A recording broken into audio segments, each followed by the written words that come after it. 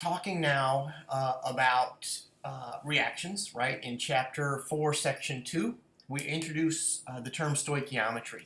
Stoichiometry is essentially the balancing out of products and reactants. So there's going to be a lot of terms in this chapter, and so it's important that we stop and look at them while we're talking about them and use them in context and thereby get comfortable with them. So stoichiometry, the coefficients in a chemical reaction specify the relative amounts of moles of each of the substance involved in a reaction. Okay, what does that mean? So, chemical equations. So first of all, I'm going to point something out here. We call this equations, but they're not really equations. It's really a reaction.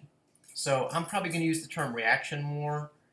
Tro uses equation a lot. It's not a bad term. I guess other people use it. But anyway, just want to point out, it's really not an equation. This is methane. This is oxygen. This is carbon dioxide, right? They're not equal to each other. Carbon dioxide. But we do know that this carbon atom turns into this carbon atom, right? So this stuff is yesterday, and this stuff is today, or tomorrow, right? So, just want to look at this chemical reaction. I mean, we did this last chapter. We did this in chapter 3, section 10, but I want to remind you what's going on here. So what's this? This is a coefficient, right? This is what we mean by the term coefficient. Coefficient. And what we mean by that is that's how many of this thing we have, okay? What is the 2? The 2 is a subscript. And the subscript means that's how many atoms we have in the molecule, right? So 4, 1, 2, 3, 4 atoms of hydrogen in this methane molecule. Okay, so this is what we mean by chemical equations. It's really important that you're comfortable with this. And the reason I even spend so much time on this is because I do see over the years I've seen students seem to have latent sort of misunderstandings that flesh out in time of trouble. Okay, one more term. What is balancing? What do I mean by balancing? All right, so essentially what I mean by balancing is whatever goes into the reaction also comes out. No more, no less. I could not overemphasize that. No more, no less.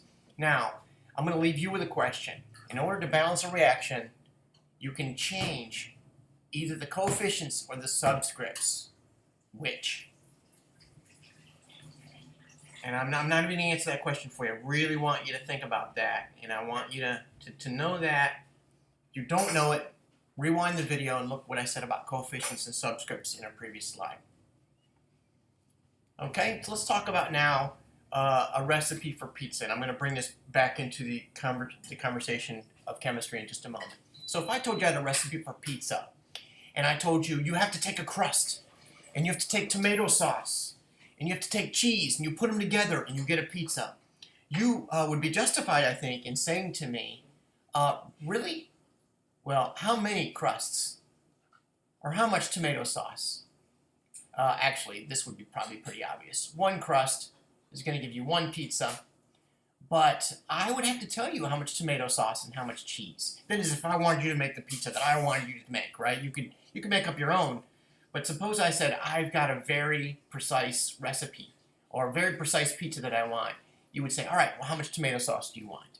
Okay, so let me tell you this. Let's suppose I tell you that according to my recipe, I want 5 cups of tomato sauce and 2 cups of cheese. By the way, Tro does this on page 130 or 131. Okay, so you can go there and look. All right, this is what Tro is talking about. 1 crust, 5 cups of tomato sauce, and 2 cups of cheese. Let me tell you furthermore, I'm going to give you an exercise that Tro does not give you. Suppose that the chemical symbol for pizza is PZ, and the chemical symbol for crust is CR, and the chemical symbol for tomato sauce is TS, and cheese, can you guess what it is? CH. Very good. All right, so these are the chemical symbols for each of these things. You, in the box here, give me the chemical equation for making a pizza.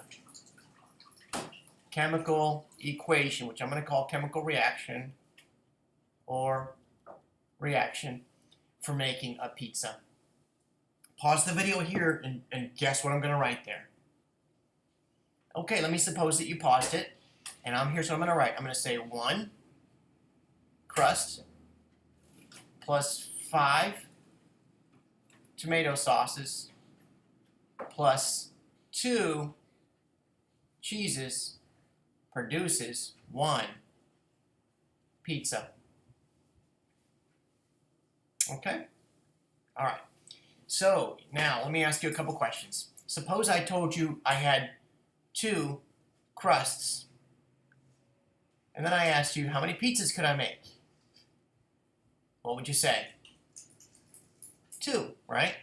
Suppose I told you I had 15 cups of tomato sauce. How many pizzas could I make? What would you say? Can you see it's 3? All right. Now, we're doing a very important math here in our heads. So this stuff is familiar to you, but we're going to be doing some stuff that's unfamiliar in just a moment. So we have to really stop and say, what are you doing? What math are you doing? So for the pizza, for the crusts, actually, let me change colors here for a second. Just a minute here. Pen color, black. Okay. So for the crusts, I'm saying, well, I've got 2 crusts, and I'm multiplying by something, a conversion, to get pizzas, right? And what I'm multiplying by is crust per pizza. And it's a 1, you see that 1 crust per 1 pizza, and I get this from my balanced reaction. 1 to 1. Crust cross off, and I'm left with 2 pizzas. That's the math that you did that in your head. All right, and I do recognize that there's a lot of people who get this question right, the 2 and the 2, and they don't know they're doing this, okay? But that's exactly what you're doing. Now let's do the tomato sauces. Tomato sauce, and if we're going to go to pizzas, we've got to do a conversion. Pizzas, right? And so pizzas have got to be in the numerator because they're in the numerator here. Tomato sauce has got to cancel out. And if I'm starting out with 15 tomato sauces, what's my ratio I have to put in here? And I get it from here, right? 5 per 1, right? And so it turns out to be tomato sauces cross off. I'm left with pizzas. So it's 15 over 5 pizzas, which is equal to 3 pizzas, which is exactly what you got, okay? So very important that you understand this process. I could not care less how many pizzas we're going to make here. Of course, the pizza is a ridiculous example. The whole point is to introduce you to our method, right? And we're going to introduce you to you with something familiar. Now, which in this case is pizzas. And as absurd as it is to require that you use 5 cups of tomato sauce or whatever, I believe you probably get the point. Now let's move on. Let's talk about making something a little more unfamiliar. Let's talk about making, say, carbon dioxide. Now I say carbon dioxide. Let's go down here. Pen color. Let's go back to red. Oops, that's green. Let's go back to red. Making carbon dioxide. Now I say carbon dioxide plus water because I'm going to cross this off. We are making it plus water, but that's not really the point. If you want to make carbon dioxide and you want to make it from this stuff here, which this is called octane, right? It's kind of like gas. I mean, it's a component of gasoline, right? So let's say it's octane. Say it's gasoline. If you want to make carbon dioxide from this, you got to do something with the hydrogens, and they're going to go off as water. So that's why I put the plus water on here. All right. Now let me tell you that the chemical symbol for carbon dioxide, you know this from Tro 3.5. The chemical symbol for this is CO2. You know this from Tro, I think 3.1. The chemical symbol for this is H2O, right? And the chemical symbol for this is O2, right? So you draw out, oh, by the way, you've seen this reaction before or something like it. It's like combustion. Okay, so you pause the video and write out the balanced chemical equation for this, and write it out right here. The balanced chemical equation. Okay, I'm going to suppose that you paused the video and you drew out C8H18 plus O2 because it's combustion, right? Or because these are my ingredients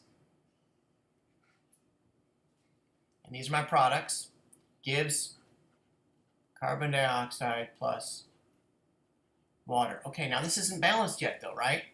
So I've got 8 carbons here. I'm going to have 8 here. Agreed?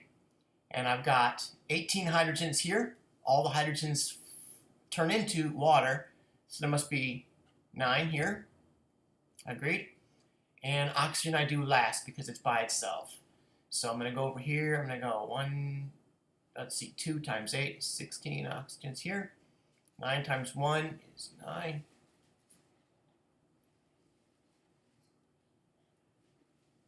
So I must have 25 oxygens over here total.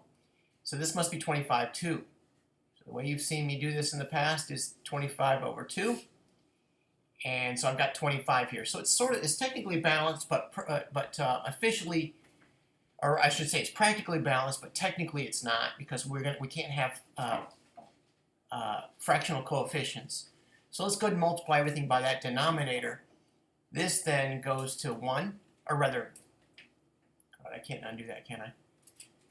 This then goes to 2 C8H18. H18. Can you see a 1 right here? This goes to, what's 25 halves times 2? 25O2. This goes to 16 CO2 because 8 times 2, right? And 9 goes to 18 H2O. Notice I left the states out here because that's not an important part of this conversation. I'm going to put those here. I can tell you this is a gas because it comes from the air. This is a gas. I won't say what the other ones are. All right, so that's the balanced chemical equation for C8H18. So the next thing Tro asks you is, all right, so suppose I've got 2 moles. Oh, we were using cups earlier. Cups won't be practical to use here, so let's use moles instead, okay? Suppose I had 2 moles of octane, C8H18. How many moles of carbon dioxide could I make? Well, you can see it goes from 2 to 16, okay? But the math we're doing is here. C8H18 and CO2, right? So it looks like this is 2 to 16. The 2's cross off, the octanes cross off, and I'm left with 16, all right? All right, so that's great, but what if I said how many, if I had 10 moles of C8H18? How many moles of carbon dioxide could I make? Right? Now it's becoming very important. I'm going to do one more, even more complicated in just a second on the other side of that line right there. But for now, let's look at here. What would I do? I would have to do my 2 C8H18, 16 CO2. Notice that this 2 is here, and this 16 is here. And they've got to cross off, right? Got to cross off. So my 2 and 16, still 16 over 2. Can you see what I have here? I'm going to cross this off and make this 8. Can you see then it becomes 80 CO2? 80 moles of CO2? All right. Now, I know some of you were able to do that in your head. Nevertheless, I'm going to encourage you. I'm going to strongly encourage you to write this stuff out. Cross stuff off. When you're crossing stuff off religiously, you'll find that you accidentally get the right answer. Accidentally. You won't be able to keep correct answers from coming out of your pencil. Okay, so let's do one more. Suppose I wanted, watch this now. to produce 4.4 times 10 to the negative 5 moles of water.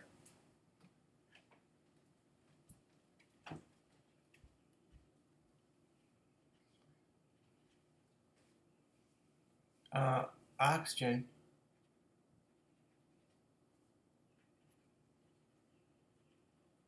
okay? Suppose I wanted to produce 4.4 times 10 to the negative 5 moles of water. How many moles of oxygen would I need? Okay, please consider pausing the video here and working out a solution. 4.4 times 10 to the negative 5 moles of water. How many moles of oxygen would I need? Pause the video. Okay, I'm going to suppose you paused it, and I'm going to write the solution out here. How many moles of oxygen would I need? There's my answer, right? Moles of oxygen.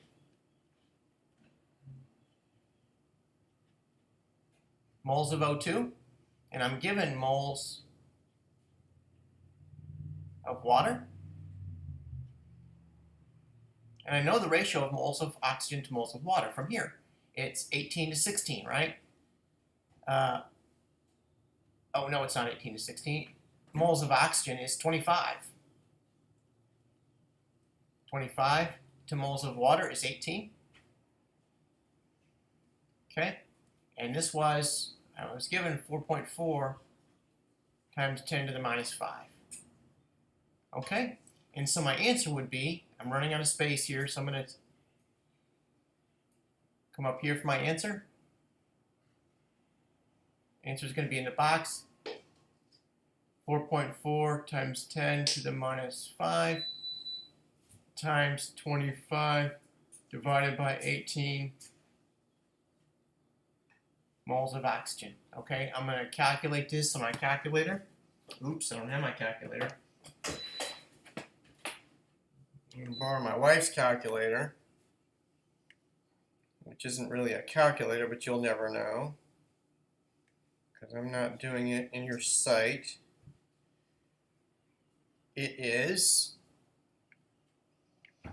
you should do this, 4.4 times 10 to the minus 5 times 25 divided by 18 is equal to, wow, okay, 6.11. There's only 2 sig figs here though, right? Agreed, 2 sig figs, okay, so it's going to be 6.1 times 10 to the minus 5 moles of O2. Okay, very good. So you can see we're going to have some elaborate questions, and the way we're going to do this is we're going to set up ratios. And I'm going to call this I'm going to call this ratio right here, I'm going to go with a different color so you can, in case I put you to sleep, wake you back up. This I'm gonna call a molar coefficient, a molar ratio of coefficients. Okay, really molar ratio. I don't know why I put it's the coefficients that we need, but it's molar ratio. Okay, get rid of that word. Man, I wish I could edit this video. All right, molar ratios. That's what we're going to be using. Molar ratios constantly to do conversions. Okay, so I think it's time to do a problem now. So during photosynthesis, plants convert carbon dioxide and water into glucose according to such and such a reaction. Oh, let me show you a shortcut here. This is a shortcut which will not be appealing to everybody, but because I am easily overwhelmed, I am oftentimes, if I get a complicated reaction, I'm just going to call this stuff A, B, C, and D, right? So I don't have to write all of those complicated things out. Suppose a particular plant consumes 37.8 grams of CO2, which is C. Assuming there's more than enough water to react with all the CO2, what mass of glucose, and the glucose is here, so it looks like that's D, can the plant synthesize from C? So what mass of glucose? So it's going to be this, watch this, grams of D. Oh, it's a mass, and we only know the molar ratio. Ah, All we know is the molar ratio, so I've got to go to moles. So I know grams of D to moles of D, right? Moles of D to moles of C, and this was in grams too. Moles of C to grams of C, and this is grams of C, okay? Now what I ask you to do is pause the video and put in, not yet, put in all numbers, and then the last thing I'm going to ask you is, which is the molar ratio, I spell ratio, R-A-T-I-O, okay, and I'm going to ask you this. I'm going to call this conversion X.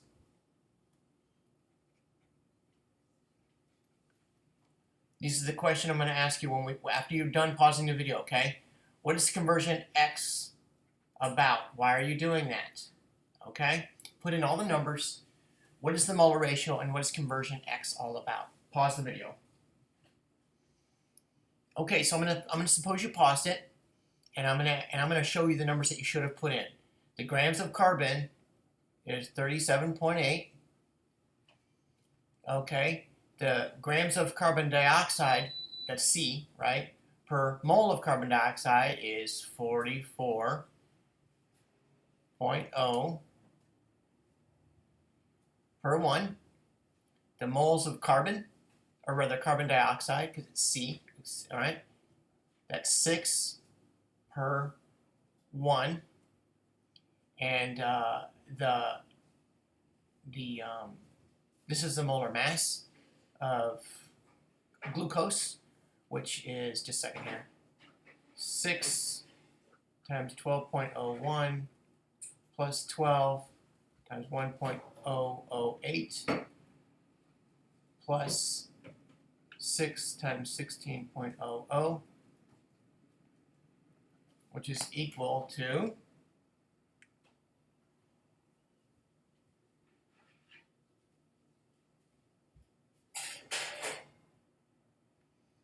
I'm almost there. Plus 12 times 1.01 plus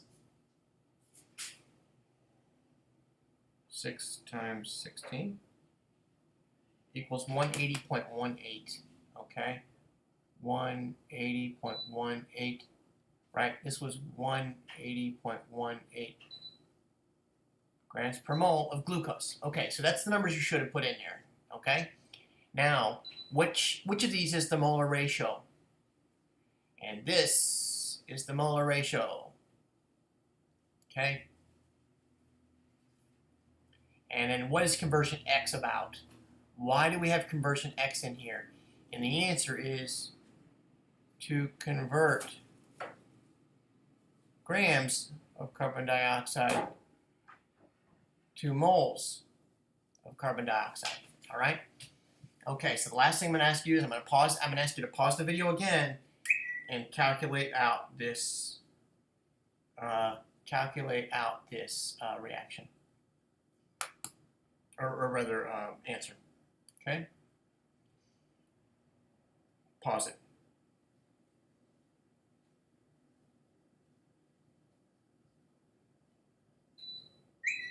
Okay, I'm going to assume that you paused it, and I'm actually still doing it. 37.8 times 1 times 1 times 180, just a minute here, 180.18 divided by 44 divided by 6 equals 25.7985. 25.7985. Okay, so there's 3 sig figs in this number. This is exact. And there's 3 sig figs in this number. This is exact. This is exact, right? There's 5 sig figs in this number, and this is exact. So it looks like 3 is the smallest. So this number is going to be reported as 25.8 grams of D, which now I'm going to say this is 25.8 grams of glucose, okay? All right, so I'm going to use this I'm going to use this A, B, C, D, shortcut a lot so that I don't get tripped up with my terms. I guess the important point is not to look at C as carbon or anything else. It's not to get those confused as you go along. Either way, we're going to have to deal with large amounts of information. So the way that I suggest, the shortcuts that I suggest may not be the best for you, but if you find yourself getting tripped up, you probably should consider some way to shortcut stuff. Okay, so let's do another problem. One last problem, we're done with this section. Okay, sulfuric acid is a component of acid rain that forms SO2, and it reacts with water in this way. Or rather, it comes from water and SO2 and such, okay? So, blah, blah, blah. This is all blah, blah, blah. Let's go up here. Oops. Okay, so let's go here and say that's just a bunch of junk here. The generation of electricity, 25 kilograms. Okay, so I've got this reaction. Now I'm gonna also, you've seen me set these up as tables before. I'm just gonna use this as my table. I'm gonna see right past all this stuff. And here's my column heading, mass, right, in grams is equal to 25 kilograms is how many grams? There's 1,000 grams in a kilogram, so it's going to be 25 times 10, to the positive 3. Crud. You know what I'm going to erase that and come back and say, all right, you've already heard me say that I'm going to use this as my table. Here's my column heading. Mass, I'm going to use grams because I've got grams per mole, and we know that 25 kilograms, man, I'm sorry. Keep pressing the wrong button. All right, so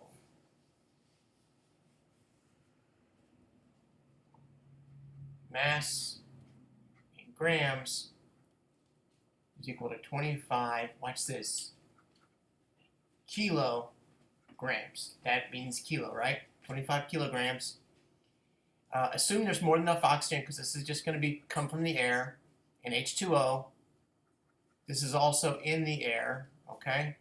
What mass of H2SO4, I'm here now, in kilograms can form from this much SO2?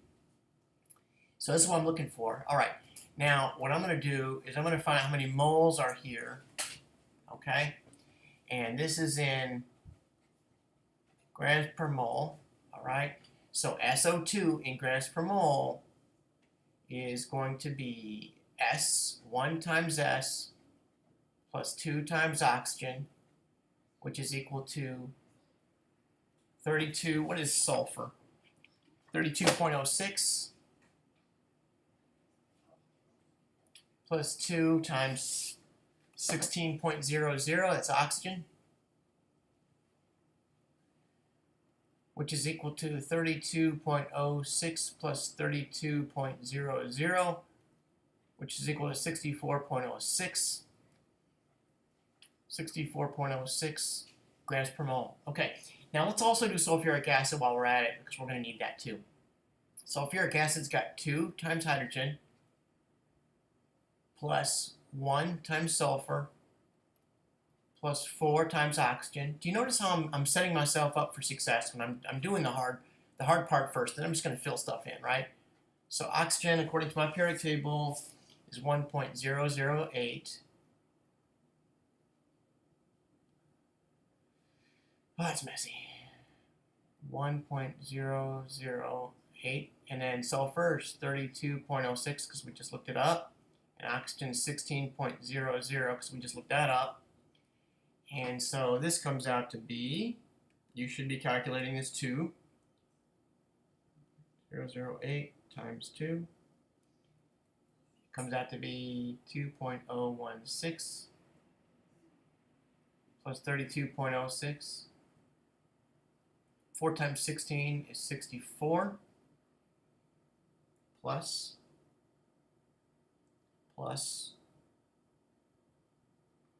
98.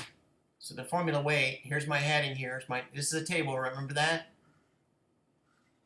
And my formula weight for sulfuric acid is 98.076, okay? So the moles now of SO2, how many moles of SO2 is that going to be?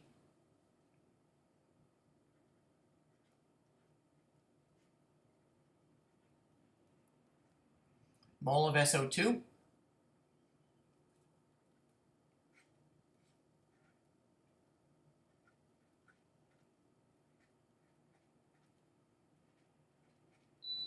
Right? I've got 20. Let's do a different color.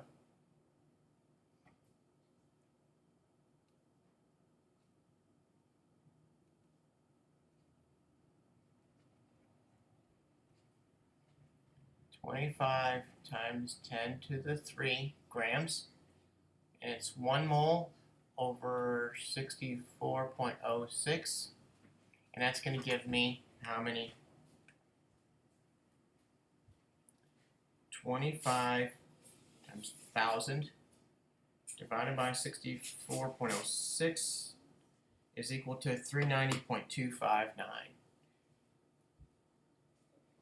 390.259. 390.259. Now, if I've got this many moles of SO2, how many moles of sulfuric acid am I going to have? Look, it's 2 to 2. It's going to be the same. But I'm going to assume that you don't. Let's practice this. We really need to practice. Pen color. Let's go back to red. And if I've got a certain number of moles of SO2, and I want moles of sulfuric acid, I've got to get my molar ratio, right? 0.04. That's messy, I know. SO2, right? It was 2 to 2. Agreed? So these are going to cross off, and you're going to be and these are going to cross off, and you're going to simply have whatever you. So the number was 390 something, right? We're going to end up with 390, right? So let's go back to black. This is going to be 390.259.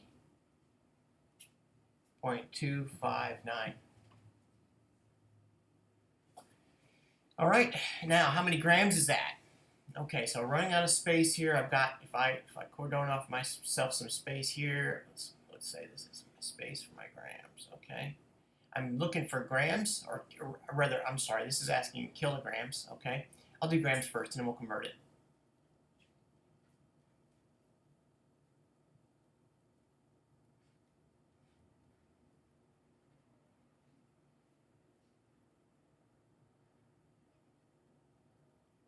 You see what I'm doing here? H2SO4 and moles of H2SO4. And it looks like I'm going back and forth on colors here, aren't I? I just lost all that work. I just lost all of it. Wow. Okay, what am I going to do? What am I going to do here? I lost all of it. All right. I'm so sorry. Yeah. What happened? How did you lose it? Background noise, folks. Background noise, folks. They don't. It's not. Pay no attention to the woman behind the curtain. All right. So my wife is sitting here, and she heard me say that, so she's joining the conversation. No, we'll make do. We'll make do. Okay. So I'm going to do this fast this time. You're going to have to be hold on to your seatbelt. So this is my column. Or column headings. Mass.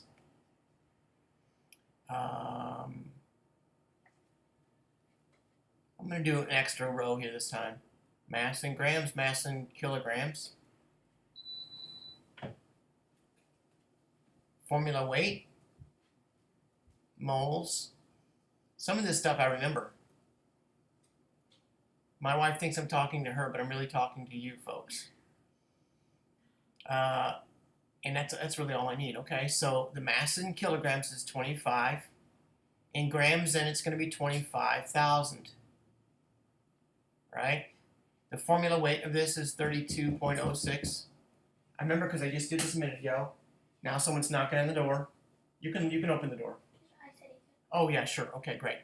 32.06.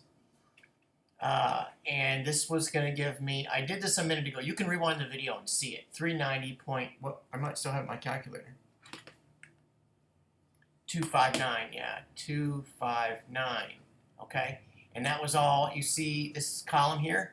Now I'm going to do work down this column, and I'm going to say, well, that is going to go automatically to 390.259, because it's 2 to 2, right? And the formula weight of this was, oh no, I don't remember what's the formula weight of sulfuric acid. Somebody tell me. See, I can't rewind the video. My wife thinks I'm talking to her. I'm talking to you folks. I can't rewind the video because I'm not in video, right? And my QuickTime did not save that. So I got to do that again real quick. 2 times 1.008 plus 32.06 plus 64 equals 98. This was 98.076. Okay, and that's the formula weight. So what's the mass? The mass of that is going to be 390.259 moles of, I'm getting lazy here, I'm going to call that X. Moles of X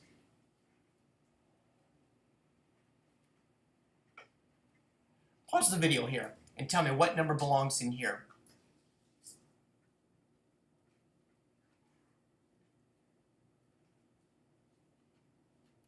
Right, that's going to give me grams of that stuff, okay? So I'm going to take this times 390.259 is going to give me 38.275, or rather, I'm sorry, 38,275.0417. We'll figure out sig figs in just a minute. That's in grams.